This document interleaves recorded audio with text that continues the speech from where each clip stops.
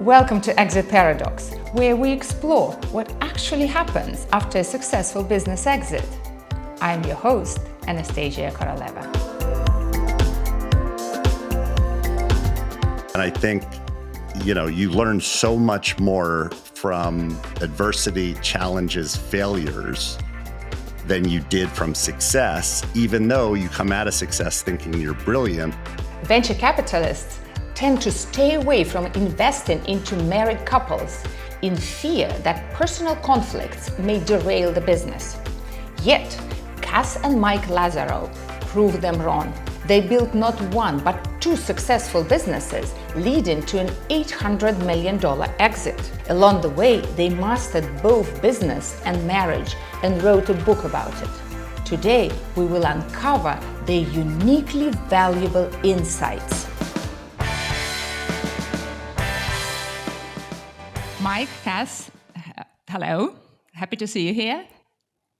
Thanks for having us. No, absolutely. You remember first time we met, it was at this conference for post-exit founders called Chapter X in Miami.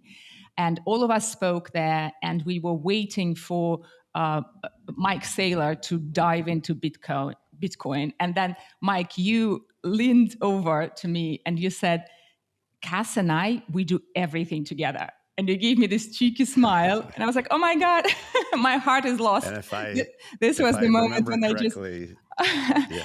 It completely... You had a very late night the night before. I don't know about that, but your magic absolutely worked. And I got so curious and my heart melted and I was madly in love with both of you. And then obviously, Mike, you and I ran into each other at this longevity gym called Alchemist. Yes. And we ended up talking until they kicked us out. We were just carried away and I was mesmerized by your story. And this is when I was like, oh my God, I need to have these people on my podcast. They're such a treasure trove. So I'm so excited you're finally here. And then we can dive into your life. We can figure out the secrets to your amazing, interesting, uniquely balanced life. Amazing. Thank you. So as you know, this podcast focuses on what happens to entrepreneurs after they've completed their entrepreneurial cycle and they've lived through the exit with all its challenges and messiness and, lack of predictability. And we try to learn from each other's lessons to see how we can all do it better. You have been in this situation for a very long time. You had several exits, both of you together. And of course, the biggest one you had, what was it, 20 years ago? No, I think your golf.com was 20 years ago, right? Yes. Which and Buddy Media I was... want us to start talking about because it was your first really big exit. But then you later had an even bigger one, an almost 800 million one from Buddy Media. And that probably added a different level of complexity. And complexity is what I love. And we'll talk about it. So you are now wearing so many hats. You're entrepreneurs, you're speakers and authors. You just wrote a book about entrepreneurship called Shoveling Shit, a love story, which I've pre-ordered and just can't wait for you guys to publish. I'm definitely going to read it right away. And you are parents of 3 amazing kids. So we'll talk about all of it today. I really hope so. But let's start with that first exit from golf.com, how it affected you, what you learned from it, how it all happened. I think it kind of started all back in 1997. I had moved to Chicago to live with Mike. And my first job there was working for the interactive arm of Leo Burnett at a company called Giant Step. And I was the director of new business and marketing and PR, and kind of wanted to work for myself. I wanted to create a different kind of environment where things were more equitable, where people owned a slice of the pie, so to speak. And I had this idea, thanks to Mike's vision, that there was probably a way that I could track all of my golf scores and statistics online if I could just figure out how to lock it up on the internet. And Mike's amazing and brilliant visionary traits and skills came into play, and he helped me come up with the idea for golf.com, which was syndicating golf content across all of the big major news sites. And we started that in 97, and we didn't sell it until January 2006. And so we went through the big, .com boom and then massive crash. And it was brutal, absolutely brutal, because after 1 year of being in business, we actually were acquired by a company called chipshot.com. Yeah. And they were out of Silicon Valley, and they were backed by Sequoia. And the hope was that our content merged with their custom golf clubs would create this kind of behemoth in the golf space. And we were super excited. Our board was excited. They voted for the deal, and it was an all stock deal. And we moved forward. And that happened in 1999. It was December 23rd, 1999. Yeah. By the spring, in March, we actually got a call from the president of chipshop.com telling us that Sequoia pulled out and they were no longer going public and the company was bankrupt. And then he delivered the news that there was no more money to pay our payroll or any of our employees. Crazy. So what I think maybe most people don't understand is that the life of an entrepreneur is just shoveling shit all the time, and you don't know what's going to be thrown at you, and you just have to keep shoveling. Yeah. And so despite the fact that we did get a good outcome, we had to start the company over. Yeah. And Mike and I got on the road. We told our employees that we would figure out how we could pay them, but we had to get on the road and start raising money all over again and really recapping the whole entire company because we had lost everything.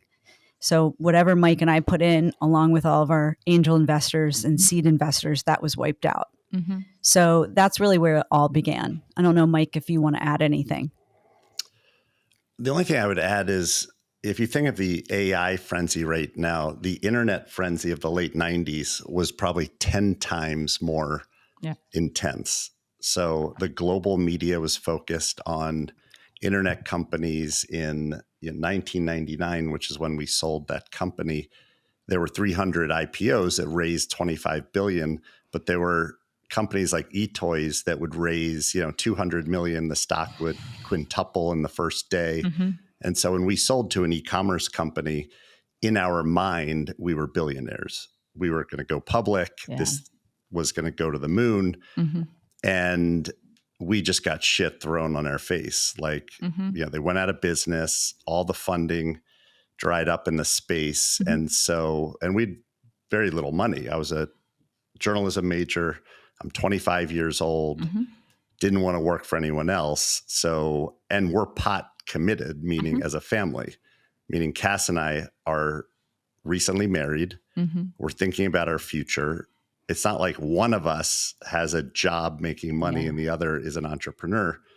Or other health insurance, right? Yeah. We don't have health insurance. We don't have money. We don't have safety net. And I think, you learn so much more from adversity, challenges, failures than you did from success, even though you come out of success thinking you're brilliant. I think how we worked through golf.com, bought it back, ended up selling it to Time Warner for 25 million. Yeah. And then that put us on the path to starting more businesses. And then, ultimately the close to $1 billion exit to Salesforce. Why did you not stop? Why did you not consider safer paths? Well, let me, make something clear. After we sold to Salesforce, and I worked there for 4 years, incredible company. Mark Benioff, one of the all-time great entrepreneurs, definitely the entrepreneur of the cloud computing generation. I was tired I had gained 40 pounds. I was cranky. I was traveling the world. And so I needed to take some time off. And I thought that I would potentially retire. I started painting. I started doing kind of what most adults call hobbies. Yeah. And I was miserable. And I didn't have purpose. Kass and I it wasn't the best time for our relationship. And after a lot of soul searching individually and together, we realized working is what we do. It's how we built the life. It's how we find our purpose. It's how we model what we do to our kids and others. And so we jumped back in. And so it took us, we had to fail. We had to succeed.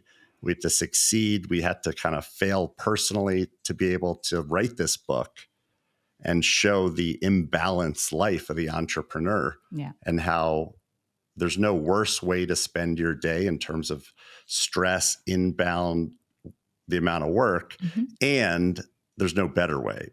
Yeah. So that's why it's Shoveling Shit, a love story. This is not a negative story. This is the story of hard work, grit, tenacity, and our love affair with each other and to entrepreneurs. So, Mike, that happened after your second exit, though. I don't want us to jump through a few super important years in your life. So when you did selfgolf.com for 25 million, that had to be life-changing for you financially, wasn't it? It really, I look at it as we were really fortunate to gain a nest egg of money. But when we had to go back out on the road and raise new funds and start over, we didn't own the same amount of the company as we did before. We were really, really, really crammed down. So at the end of this journey, when we sold in January of 2006, January of 2006, we had enough money that basically would have covered the salaries that we didn't make for those 7 years. Okay. Because back then, I don't think people now realize, especially entrepreneurs, you weren't making a salary when you started a company, right? So boards were really finicky and they basically wanted you to work for nothing but the sweat equity. So, for 2 or 3 years, we were making zero. Then I think each of us were making about $30,000 each. And then we kind of moved up from there to 50,000 or 80,000 max. Yeah. But when you kind of amortize that over 7.5 years, what we actually made was less than what we would have made in the market, if we gotten paid salaries. So while it was a huge win for us and the new investors really did well, we were kind of set on a path of kind of breaking even the way we looked at it. And we were able to, which was really great, able to kind of afford living in New York City, which is really expensive. Oh, yeah. So would you say that your motivation for starting the next business just 2 years later was financial primarily? I don't think it was primarily financial. I think, Mike had a short earnout at Time Warner. The actual company was Time Inc. that was owned by Time Warner at that time. And I went back. We had 2 kids at the time.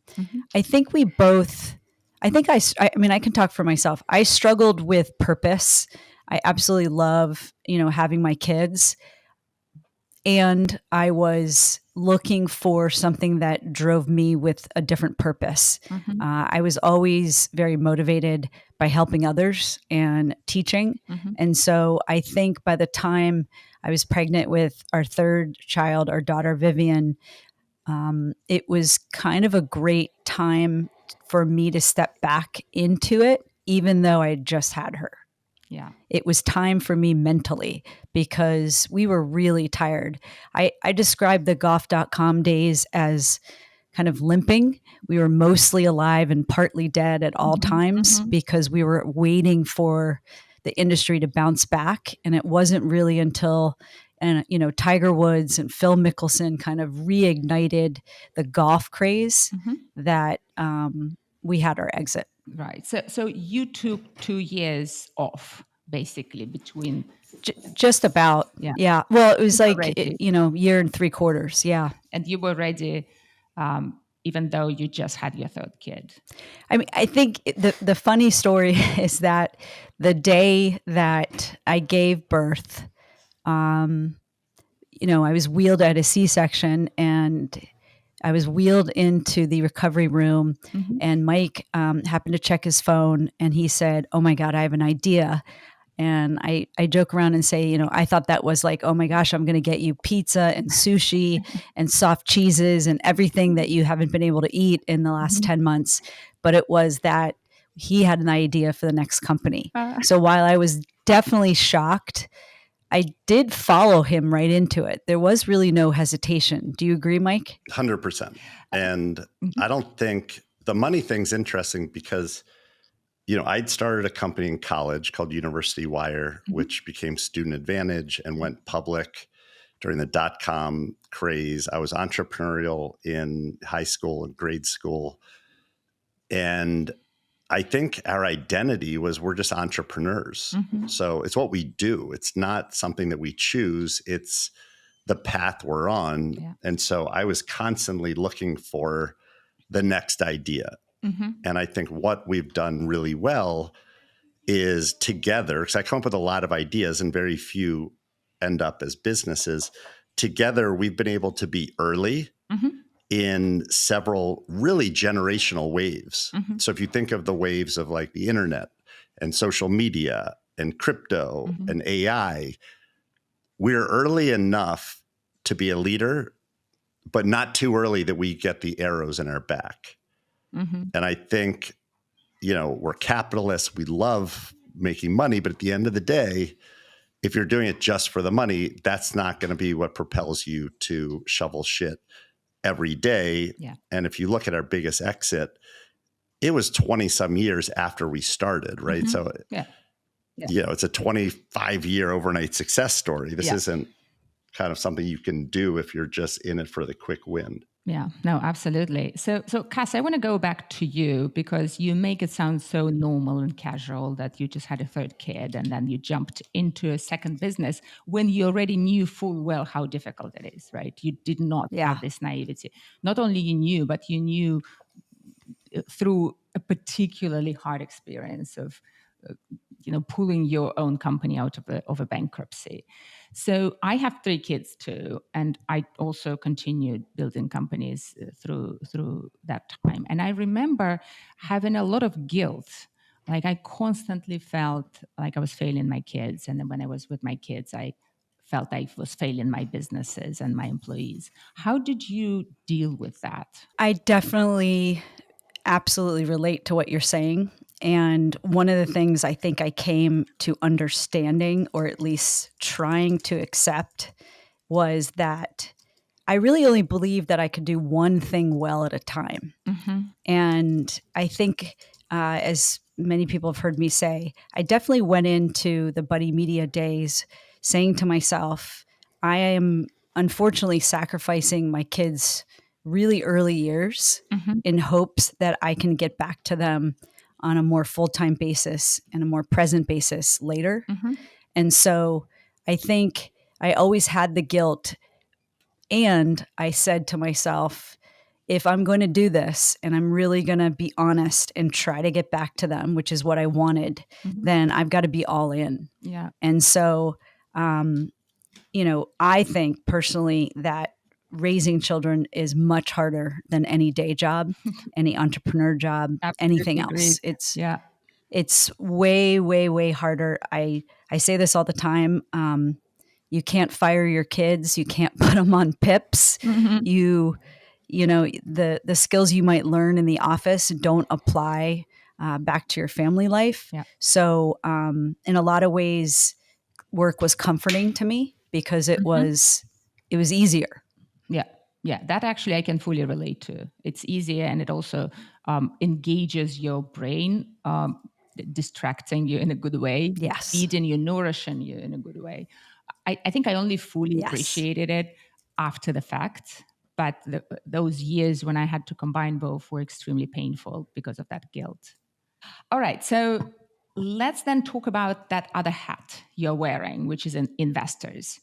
and the whole story of how you got into it, what you've learned along the way, and why you seem to prefer your identity of founders and entrepreneurs to your identity of investors, even though you still have it. So I'll take that. As entrepreneurs, you end up hanging out with entrepreneurs, right? That's how we met. We're at an event, and it turns out we're the same person. So 3 kids, you thought about them. You had an option to go a more traditional route, right? Like you were a high-powered corporate lawyer and found entrepreneurship after that. And we happened to dive right into it. And when you hang out with entrepreneurs, they are often raising money. Yeah. And when they're raising money and you like them, you like their vision, if you are fortunate enough to have resources, you obviously want to invest. And a lot of our entrepreneur friends invest in each other. Entrepreneurs who started funds will do each other's funds. And it really started there. And because we were around the last wave, Web 2.0, we were fortunate enough to be able to, invest early in some of the leading companies. So way pre-IPO Facebook and Tumblr and, companies like that. And we have gone on to do over 100 investments. And we do it through our venture fund, Velvet Sea Ventures, and, our family office, kind of off our own balance sheet. And we're addicted to entrepreneurs. We love the energy. We love helping out. And we love making money. And we don't think that making money and loving what you do is mutually exclusive. We actually think we can love what we do and make money. Absolutely. So that's how we got into being investors. And we really used our personal investing as a platform to become more professional in our investing. So we did many deals and cut our teeth as board members and advisors before going out and asking people for money. And we felt like we had deal flow, and more importantly, we could help the entrepreneurs. And we have loved working with companies like Scopely that sold for $5 billion last year, or 2023, and Liquid Death is one of our companies that's doing phenomenally well, and a company called Carta Health, which is virtual cardiac rehab, and we just love being around building. And all entrepreneurs know that investing is a lot easier than working. So the shoveling of shit as investors is not as hard as the shoveling of shit as entrepreneurs. The great investors build companies, and they are, those investors are shoveling a lot of shit. But at the end of the day, writing a check to an entrepreneur is, it's the biggest honor we could be given. Someone saying that I would like you to invest in me. We don't look at it as we're doing them a favor. We look at it as, they are doing us a favor. They're giving us an opportunity. Yeah. Like when we were raising money, I was never asking for money. I was offering an opportunity to make boatloads of cash on the back of because you're the ones who are doing the hard work. Yeah, and it's an opportunity we're offering them. Yeah, and investing not money, or not just money, but your time and your energy and your lives, and sacrificing. Talking about sacrifice, like you, it took me some time to define my sense of purpose and find it. And I know that everything shifted for me when I realized that that sense of purpose and that sense of fulfillment only happens when I sacrifice and I work hard. And that's when I realized why, lots of charitable activities that I did soon after my first exit never gave me this sense of satisfaction. I actually felt very guilty about it. I thought something was wrong with me. And the reason I went back to building companies again was exactly that, crystallizing and defining the sense of purpose as something that requires hard work, focus, and sacrifice. Would you agree with that? I've never thought of it that way, and I kind of do agree with it. I do think that there is something about the idea that you have to do something. You have to sacrifice other things. Mm-hmm. I think I liken it to, again, training as an athlete. There's a huge amount of sacrifice you have to Mm-hmm. make. I remember my entire childhood missing most extracurricular activities and not doing anything socially. Mm-hmm. And so, yeah, I think you're absolutely right. So I like the feeling of discipline Mm-hmm. and having to make difficult sacrifices. Yeah. So I love that. I just think if people embrace that, maybe it would be easier for post-exit entrepreneurs to not be stuck in this limbo for years, thinking, "Oh, can I get that sense of purpose back without actually working hard?" Right? That's the biggest question. People don't want to work hard again, but they want to have the same level of satisfaction. I don't think it's possible. I think you just need to embrace the hardship if you want that sense of purpose. The sense of purpose and fulfillment is the reward you get for contributing at your very best to the society. That's how I see it. Well, therein lies what we're trying to capture with Shoveling Shit, a love story. That it is the shoveling of shit, which is the purpose. Yeah. That is the end in and of itself. Mm-hmm. Everything else that comes from the honor that you get in being able to spend your day shoveling shit Mm-hmm. is a bonus, but is the actual shoveling Yeah. which matters. Yeah. And there will be consequences and an impact of that decision to your life, Mm-hmm. good and bad.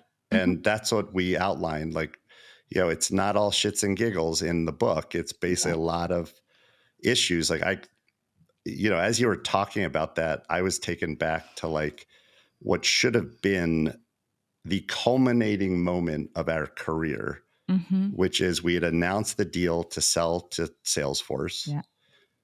We told the company, and this is kind of June 2012. Mm-hmm. Right.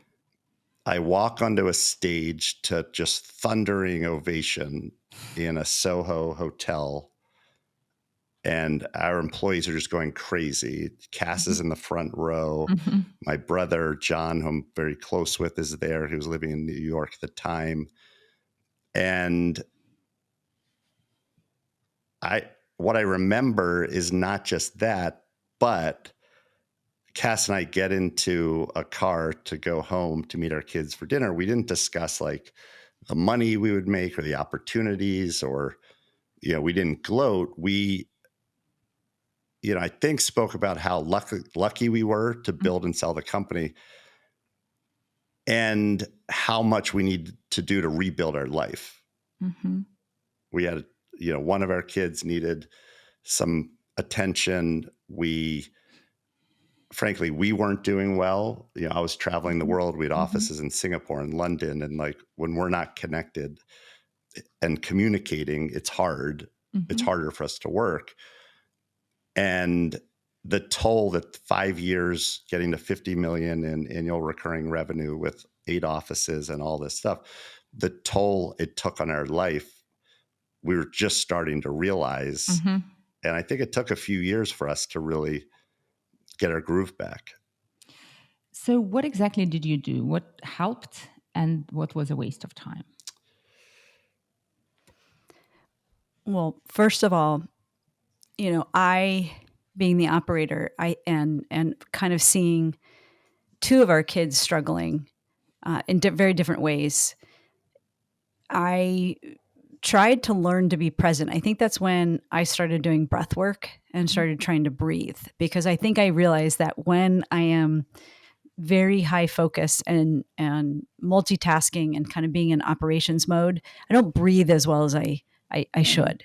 So first of all, that helped. Mm-hmm. Second, I was in therapy, right? So it's not like I stopped it while I was doing, all the companies, but therapy definitely helped. Mm-hmm. But returning back to slowing down, I think was a big part of it. Cause I think my whole body and my whole like nervous system was shot by the time we sold Buddy Media, because I had so many balls in the air. Mm-hmm. and was worried about so many different things, especially the kids and then all of the employees that I felt responsible for and responsible to, Mm-hmm. that I had to kind of take everything one by one off my shoulders and kind of go through this exercise of literally visualizing. Mm-hmm. So I went back to the tools that I had learned as an athlete, which was like this visualization, which some people just basically call meditation, right? Mm-hmm. You're just visualizing what you want to happen, or and taking things off my shoulders and realizing that I am no longer responsible for those things and I can let them go. Mm-hmm. I see a lot of entrepreneurs who, like you said, are stuck. And I think another part of it is because they haven't let go of some of the responsibilities, which becomes the record that gets played behind them at all times. Mm-hmm. So for me, it was that, and also focusing on health, because by the end of Buddy Media, Mike said he gained 40 pounds. I was probably 30 pounds overweight Mm-hmm. and doing everything I could to try to figure out what was going on. And it turned out that, yes, my stress system, my cortisol was high and, Mm-hmm. off the charts, but I had very severe thyroid disease, Mm-hmm. which I was undiagnosed. And so I spent the next 10 years trying to figure that out. Mm-hmm. And that's where I think every entrepreneur should start, is with health. Yeah, no, I completely agree with you, because people tend to underestimate the toll that building a business actually takes on our health and our mental health. And we're so busy, we're so driven, we're so into this, solving the problems day to day, that we just don't step back and we sacrifice our health without even thinking about it. And then what I see Yeah. happen a lot is that afterwards, many post-exit founders don't actually take enough care of their health, and they jump straight into another business just because it's Right. so uncomfortable, so unfamiliar. That's right. And especially with mental health, even more than physical health. I think people are doing better with physical health, but mental health is so scary, so unfamiliar to so many of us. And I know you've mentioned it in your previous interviews that you have, each of you, dealt separately with mental health diagnosis. And would you mind sharing how you embraced that, how you dealt with it through the whole journey? Absolutely. I'll start with, I've had anxiety and bouts of depression my whole life. It runs in, my family of origin, and my symptoms are of, I will start to do more and more and more and more. That's like a coping mechanism Mm-hmm. for me. Is I, like you said, I never wanted to be comfortable with the feelings of being anxious. Mm-hmm. And so over time, and we're talking like 30 years of working on myself, I've learned to embrace it and then understand what are more positive and more impactful coping mechanisms, right? Because you don't want to be doing more of the stuff that actually increases your anxiety Yeah. and decreases your mental health. Mm-hmm. So, that, like I said, all the tools that I've mentioned before, Yeah. but the mental health thing is really scary because it can paralyze you. Yeah. And the more and more you can get comfortable with, not being shameful about it. Mm-hmm. Like I don't know why, and Mike, maybe you can agree with this or not, but I've never really been ashamed of my anxiety. I've tried to use it as a superpower. Mm-hmm. And when it's not being used for good, that's when it gets in the way. That's when I know it's taking over, Mm-hmm. if that makes sense. Mm-hmm. And I've got to step back and kind of concentrate more on it. So how do you reframe your anxiety as superpower? What do you tell yourself? So the way I've thought about it is, and I think I tell a lot of college kids this, right? I talk to my two sons, friends, is that everybody's got strengths and weaknesses, right? You're born with whatever it is that you have. And there's a reframing of how you can look at something. My anxiety of trying to make sure that I understand the path and what is the most efficient and way to move forward, and how do I rally teams to move forward, that is a gift. But my mind could continuously think about the different paths, right? So I chose purposely, and I think mindset is a choice, right? So you have to start to choose how you think, and you have to choose what you're going to reframe. So it's not always been like, how do I reframe something? It's the act of reframing that actually has made things better. Yeah, makes sense. Mike, I heard you mention that you also reframed your ADD as superpower. How did you do that? How did you do that? I knew my brain was different. If I'm very interested in something, I go down a rabbit hole. I can't stop thinking about it. It overtakes my life. If I'm not interested in something, I just don't pay attention. And that was my experience at school, where if I was interested in a subject, I did great. If I wasn't, I didn't really pay attention. I would forget stuff. And it became even more disastrous in relationships where, it would manifest itself in that I was not always present. So I'd be talking to someone, usually Kass, and what she needed, what she was experiencing wasn't necessarily landing. And so as kind of I was diagnosed shortly after we were married, a lot of things clicked and basically said, oh yeah, that's how my brain works. And I need to compensate, and I need to kind of feed my brain and be proactive and not reactive. And part of the mental health journey for everyone is, I think, understanding how your brain operates, and everyone's different. And, some of the smartest people I know have a very busy and noisy and high powered brain that is hard to deal with. Yeah. And many of those are entrepreneurs. I also, I spoke about kind of my heart issues earlier, but I also was taught about mental health very early in life. My dad was an entrepreneur, and shortly before my 13th birthday, he, had a complete mental breakdown due to a severe cash crunch in his business. And, I was both angry, bitter, and confused as kind of a young kid. But as I kind of have reflected, I learned just this important lesson that, entrepreneurs have mental health challenges that are the combination of a lot of factors that others don't. So when you think of what causes people to really worry, it's money issues, it's relationship issues, and it's health issues.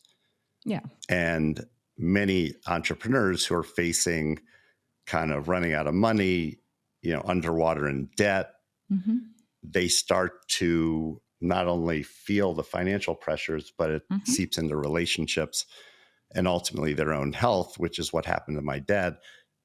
He bounced back and, was fine and helped others with their mental health struggles. But mental health has been, for at least 30 years of my life, I've been aware of it in a way that maybe, another generation before me would not have been aware. Yeah. There's obviously really scary statistics about the mental health issues among entrepreneurs. And I've tried to find any statistics specifically about people who had successful exits. I couldn't find any. But my own observation in the last 13 years of working and meeting lots of post-exit founders is that those rates are even higher. Like if I just look at my podcast guests, like everyone has an issue. There is always something that they had to overcome. So I'm thinking that in overcoming those issues, in understanding ourselves better, we probably actually become better entrepreneurs. If it doesn't kill us. Yeah, I mean, as you're talking, I'm thinking about Tony Hsieh, who, Web 1.0, I got to know. And then, here's a guy who sold Amazon for over $1 billion. He, revitalized downtown Las Vegas, very wealthy guy. Last time I was with him, full of life, was at the, Vegas Golden Knights hockey game, which he loved the Golden Knights. Little did we know under the surface for this guy whose mission in life was to create happiness. Exactly. He was being eaten inside. And I think that we write about this in the book because there are, I don't know the numbers, but 100% of entrepreneurs that I speak to, you speak to entrepreneurs and it usually goes like this. Hey, how's everything going? We're crushing it. Never been better. I'm like, great. Tell me, like, how many employees? Like, and I'm like, are there any issues that I could help out with? Well, I got this, and this. How are you doing personally? Miserable. My husband hates me. You haven't seen my kids. I many days don't want to get out of bed and deal with everything, but I know I have to because people are. And so it's like this, externally crushing it and internally getting crushed, which is typical. And part of writing this book is to tell entrepreneurs that, like, loving to shovel shit is great and miserable. There's beauty in the suffering, and you're not alone in the misery that you're feeling and the weight of your situation, which is oftentimes very weighty, let's just say. So, you often talk about these sacrifices, right? Like you had to crystallize what made you feel fulfilled. I think one of the other ways that entrepreneurs need to think is, yes, there's a massive discipline in the sacrificing and shoveling. I also think the way Mike goes about things is the way to do it, is to plan things. You can't do a lot when you're an entrepreneur, but plan things you do look forward to that will allow you to escape the current mindset of an entrepreneur. It's hard to do because I'm very, very disciplined about even kind of rewarding myself. Again, I think this comes back to being an athlete. But when I don't have things to look forward to or breaks, and I mean, that has to be breaks away from the kids as well. From for me, it's breaks away from people needing me or asking things of me, then it gets really tough. Yeah. Kass, I can very much relate to it. And I have to say at this point, I pretty much gave up on being able to have that discipline, and I delegated it to my husband. I decided that I'll have this external scaffolding for self-care. So he's responsible for making sure I take care of myself, and he gets in trouble if I don't. Another thing which has been kind of amazing that I learned this year was, at least for operators, because you're always looking at like everything that could possibly happen and you're kind of moving different chess pieces up the board, knowing there's going to be sacrifices. Mike and I got into fly fishing, which is kind of micro focusing. And it's allows me like this and, yoga and Pilates. When you have to do something that requires very small movements and full concentration, it's ironic, but it actually relieves you of thinking about 80 things at once. So, people talk about meditation because you're only, doing one thing at a time. That's hard for someone with a busy mind. But doing these micro focusing things or trying to get your body in different positions while you're doing yoga or Pilates, that will allow your brain to kind of heal, in those moments. It's interesting that you're a golfer, and lots of golfers say that golf helps, but you're saying for you, fly fishing is better than golf in this sense? Well, golf, what I do like about golf, there's lots of things I don't like about golf, including how frustrating it is, but you're outside. I think that's what golfers really benefit from. Nature is this incredible therapeutic tool, right? Because when you connect with nature, even if you're just taking a walk, things that you're thinking about kind of fall to the wayside. So golf is definitely one of those things I think people, and definitely Mike, uses as a tool. But for me, it's about only doing one thing at a time, which is not something I do on a daily basis. So how do you structure your days at the moment? Like if you look at your typical day or a week, whichever you prefer, how much time you spend on investing, entrepreneurship versus family, self-care, fly fishing? Yeah, we work. Like what we do for living and how we live is we work. So we're friends with people we work with. The inbound is tremendous. So opportunities, people need help. I would say a third of my time is on that, which includes a lot of it, the venture business, right? And when I say a third of the time, I'm talking about like 20 hours in a day. I get 6-7 hours of sleep, but it's not uncommon for us to have dinner and then Kass is back at her desk until 9 or 10 if something's going on. So that's maybe half the time. We then have our proactive stuff. So we're building. So that's the book. We own a healthcare staffing company. We have stuff that we want to build. So it's not just investments we made, but it's our stuff. And that takes up a portion of time. And any given day, we have close friends, family, kids, and each other that need stuff. We try to say no a lot. Okay. I'm worse at it. Kass is very good at it. And we ask ourselves all the time, if we do this, when we look back on our life, will it be worthwhile? So when we first started thinking about Shoveling Shit, a love story, is this something that we're going to regret, or is this something that's going to be additive, that we're going to be like, wow, that was really worthwhile? And although we're spending a lot of time kind of getting the word out and connecting with people, we love it. And we think that it's going to be an inflection point that opens up tremendous opportunities that we can't even understand or identify today. And so when we commit to do something, we do it. It's our reputation. It's why we get deal flow. If we don't commit, we don't do it. So if we say no, we say no. Don't you also spend, because I'm actually watching you do this, a significant amount of time these days taking care of yourself, and you do saunas and cold plunges every day? Yeah. So in my schedule, it's a good point. Like I worked out at 8 a.m. with Rico Wesley, my trainer of over 10 years. Great guy. We have a sauna and a cold plunge on our deck here in New York City.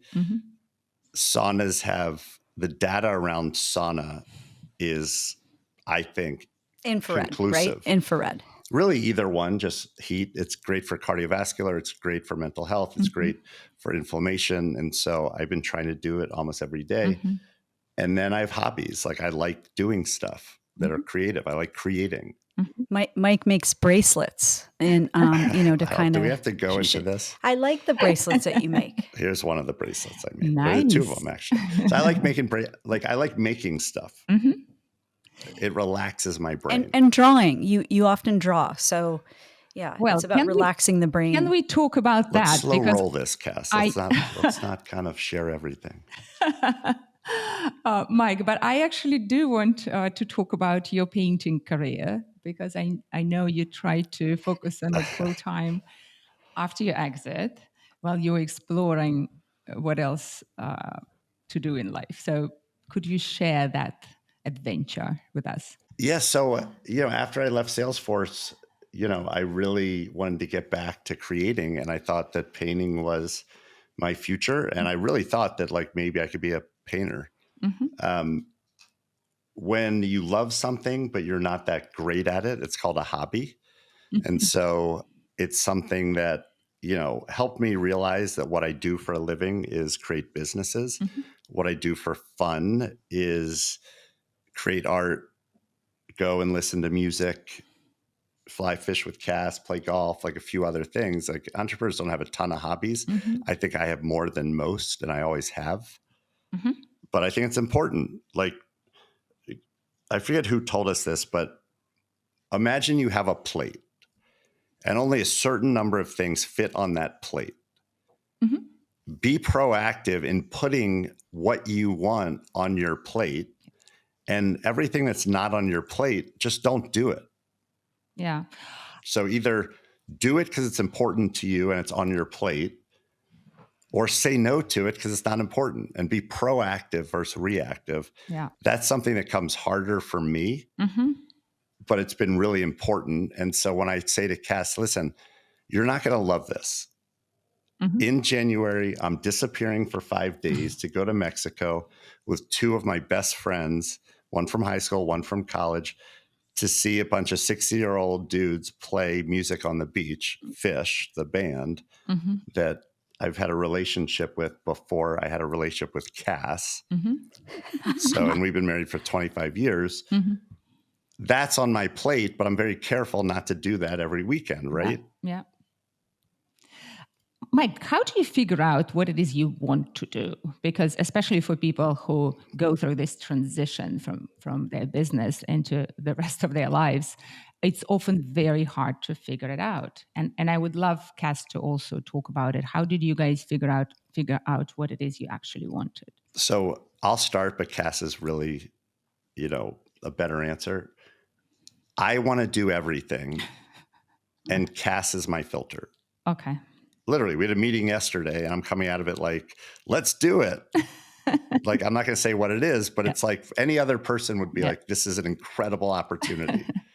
And Kass is like, you're a fucking idiot. Like, no, like, just sit down, shut up. Yeah. Like, and so I think like, the beauty of my relationship with this incredible woman who will not share an office with me is I got all of the credit for our businesses. Mm-hmm. I was named Ernst & Young Entrepreneur of the Year. I was named Fortune Magazine's 40 Under 40. Mm-hmm. Well, Kass is older, so maybe she didn't qualify.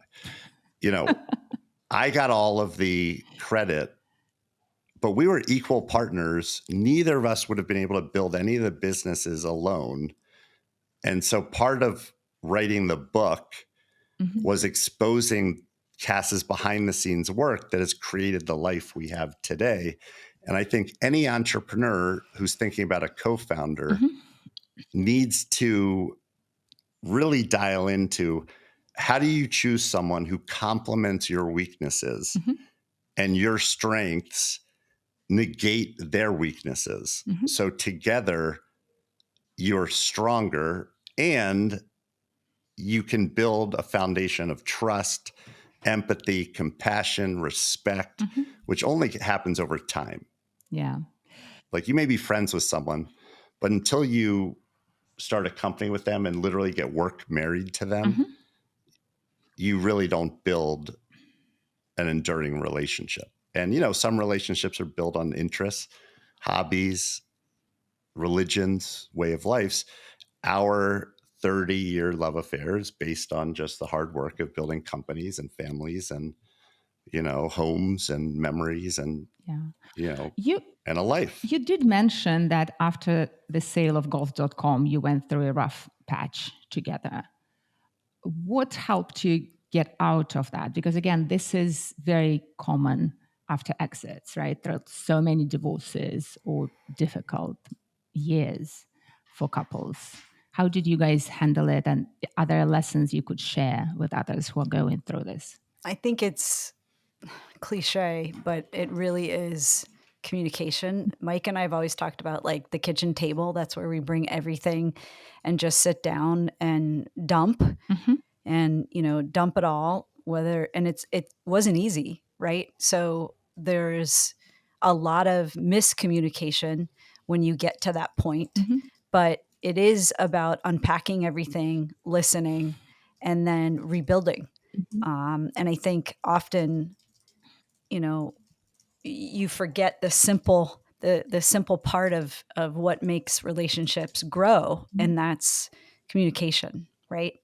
And we're so good at knowing each other's lanes that when we're disconnected, it's because we haven't communicated and we haven't shared on a deeper or more meaningful level. We've checked boxes. We've told each other the things we've done. We've shared to-do lists. I'm very good at giving Mike to-do lists and priorities, but we haven't really talked about the feelings underneath it. And I think that's really how you start to rebuild.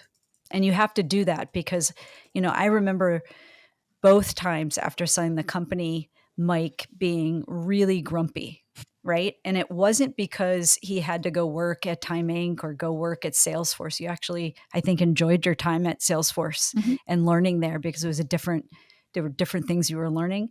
But he was, I think, going through an identity shift. And instead of, I think we could have gotten stuck not talking about his feelings of grumpiness and what was causing it. And those start to pile up, and then you think those feelings are going to last forever, right? And both sides say, oh my God, he's going to be grumpy forever, or Mike's thinking, I'm going to feel like crap forever. You've got to acknowledge the little feelings along the way, the mishaps along the way, so that the intention is there, and then you can move forward. And then the healing, you want to heal the little cracks, right? If you think about a foundation, if you have little cracks, you want to put, the glue back in, because otherwise they become big cracks. Yeah. So yesterday I interviewed another amazing entrepreneur who created his business with his wife, Adam Rossi. And he said that the venture community really dislikes businesses run by couples. And I'd love you to share that experience and how you handled that. Mike, why don't you tell the story about us trying to raise money for Goth.com? Yeah. So, we've seen everything. We've had investors who absolutely embraced us from day one. And we've had investors who we've made trips to Silicon Valley to pitch them. And literally we walk in and they hadn't paid attention. One in particular, a very well-known firm. And the head person, the person whose name is on the firm, basically says after the first slide, wait, you're married? We're like, yes. That's same last name. We've set up this meeting. We don't invest in married founders. Now, mind you, we'd flown from Chicago to Silicon Valley to meet with them. Wow. And so what I did is I didn't even respond. I closed up the computer. I said, Kass, let's go. We didn't say goodbye. We just got up and walked out. I'm sure they regret. Most. I think I said to him, well, we're not changing our status. So thank you. That's definitely what you said. I have talked to a lot of up and coming entrepreneurs who are couples and doing this together. And I've always told them that, especially the ones that are in different lanes, right? I think that's how it has to be for success. You don't want two product people, because I think micromanaging starts to happen. But it is a superpower when you meet a couple who complements each other's strengths, and it becomes a real superpower for investors. And I think all investors should look at it that way, because that this couple is pot committed, right? 100% in. And when you never have to worry about work ethic, right? With a couple that complements each other's strengths and weaknesses and are running a company together. So I look at it as a superpower. So talking about superpowers, how do you think about your parental strategy in this sense? Would you prefer your kids to be entrepreneurs as well? Do you want them to do whatever they want? What I always tell them, they've had these discussions all the time of how did you know you were going to do this? How did you know? For Mike, I think it's a little different. For me, I had to try a lot of things and cross things off and figure out what I'm really good at. So I would prefer that our 3 kids spend their 20s really honing what they're good at and identifying their weaknesses, and then figuring out how to surround themselves with people who fill in their gaps, right? And especially with their careers, because I think they have to understand what that's like. And this generation of kids, our kids are in their 20s and our daughter is, almost 18. they've lost that sense of community because of COVID and technology. So in terms of what I want them to be or not be, I think I want them to know and who they are based on what their strengths are. I think that's my answer. Mike, what would be your answer? I mean, it's really the same. We've lived our life, and it's been a great life. I think we've modeled hard work and ethics that we want them to carry forward. At the end of the day, it's their life, and we want them to be productive and to have purpose and to have impact however they choose to define that. And there's no pressure. Find your path and attack it. And I tell them all the time, part of, college and being an early professional is learning what your superpowers are and then exploit those superpowers to the benefit of others. And you will receive whatever your goals are. It could be money, could be, doing good, could be Balance. recognition, could be balance, could be just a comfortable, just a happy life.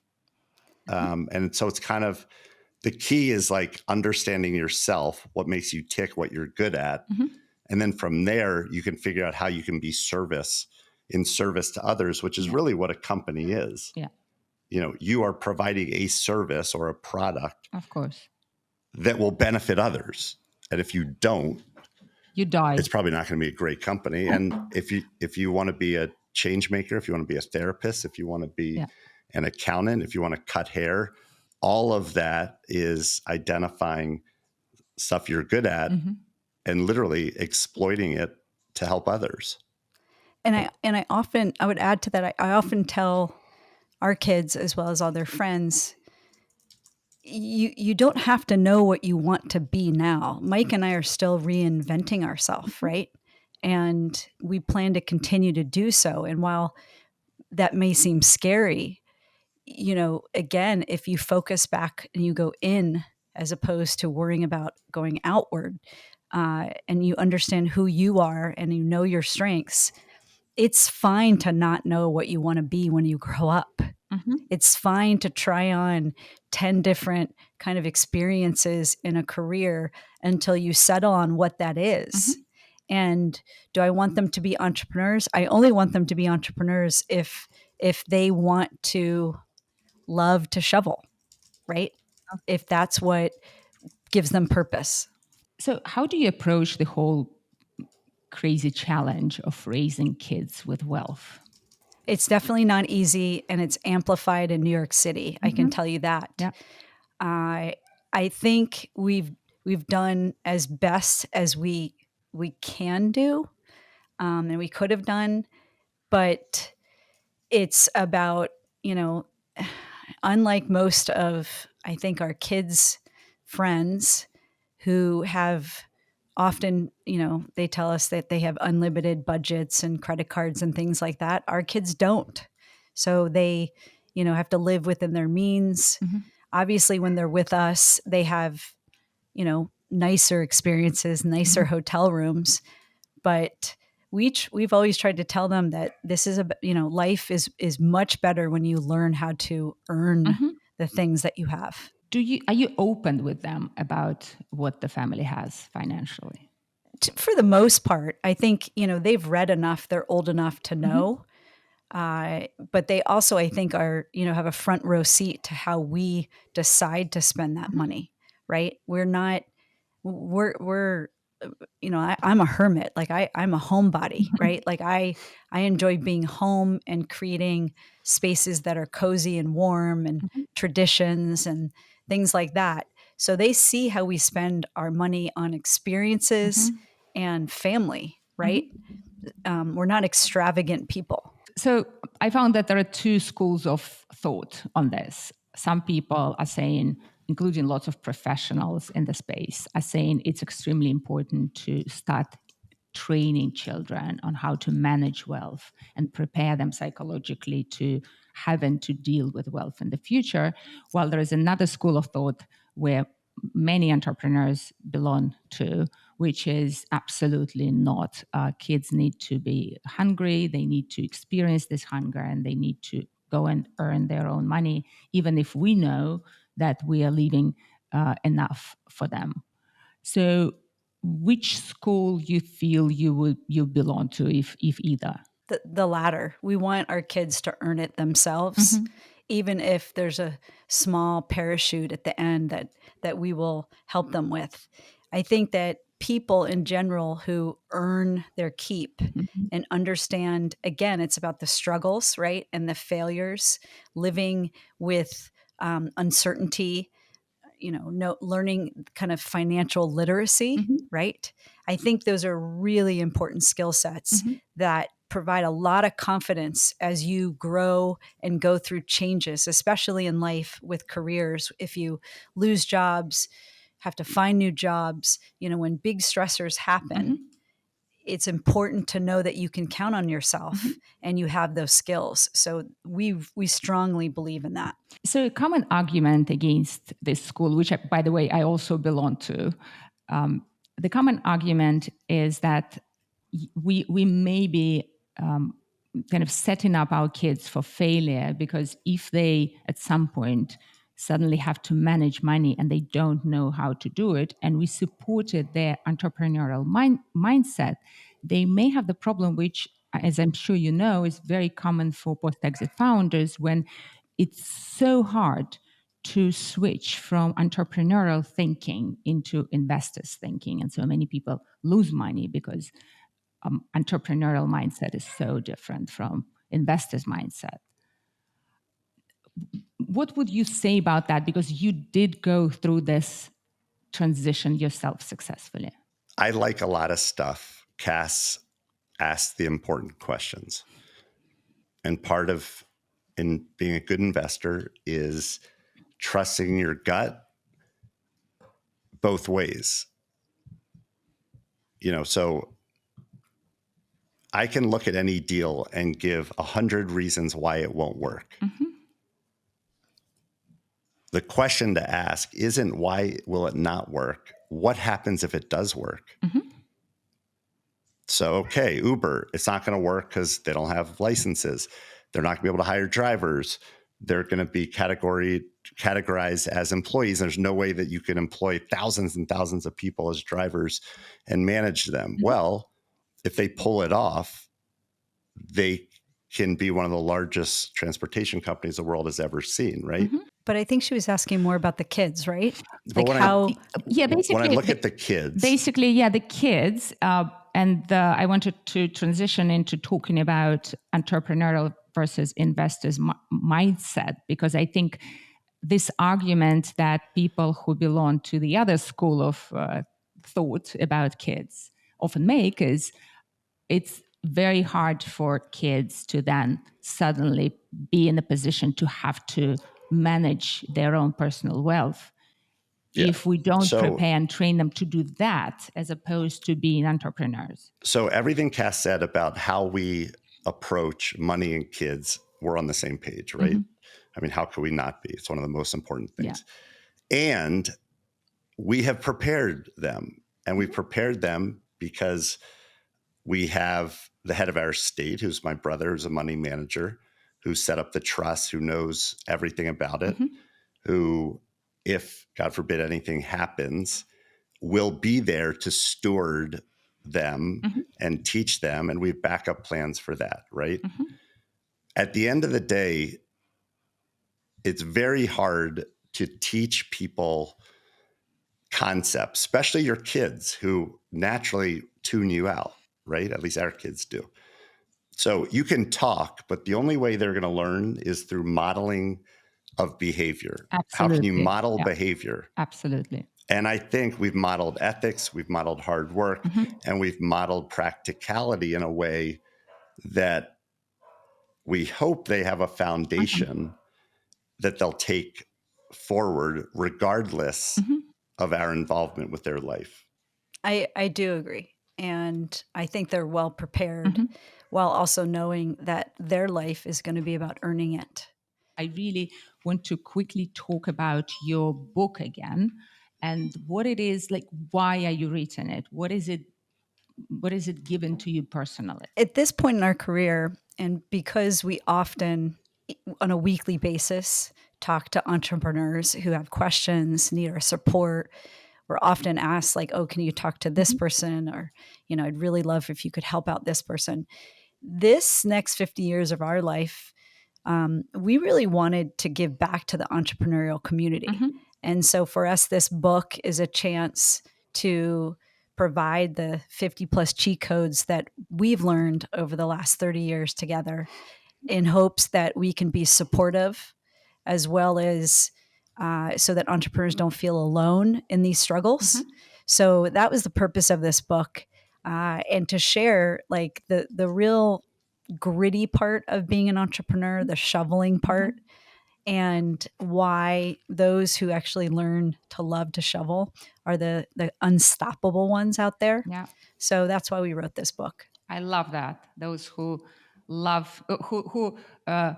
to love to shovel shit are unstoppable. And, Yeah. I'm so and I using wouldn't the be, quote. and as entrepreneurs have to hustle. Yeah. And so my sales pitch is go to shovelingshit.com, buy a copy of the book, pre-order it. Yeah. There's $350 worth of benefits, and our benefits are real. So when you start a company, you got to have budgets, you got to have planning documents. Like we've included everything we use to start our companies. You have access to the founder's farm. We're doing an event with the community where we get together on Zoom and we shoot the shit, entrepreneurs helping entrepreneurs. An interview with Seth Meyers where he really goes deep with us about the book, the concepts, among other things. So if you want to join the community, pre-order the book, benefits start right away. And we look forward to meeting all of you virtually or in person at some point, we hope. Brilliant. I'll definitely add a link to the interview. I'm so grateful for you. So much wisdom, so much authenticity. Can I ask you just one last question, because it's the question I ask everyone on this show. How do you want to be remembered? I would like to be remembered as someone who gave back more than they received. Beautiful. And I think I haven't really thought that much about it. But I think at the end of the day, I just want to be remembered as a good guy, someone who did the right thing. And that's enough. Like we don't put our names on buildings. We don't when we donate, we fund scholarships now at Northwestern in the name of my advisor from college. Like we don't want to be named. We don't want to be remembered for the stuff and the things. It's just how do we make people feel when they interact with us, which is really important to us. This is so wonderful. Thank you two so very much. Thank you for having us. Thank you. Absolutely. Bye.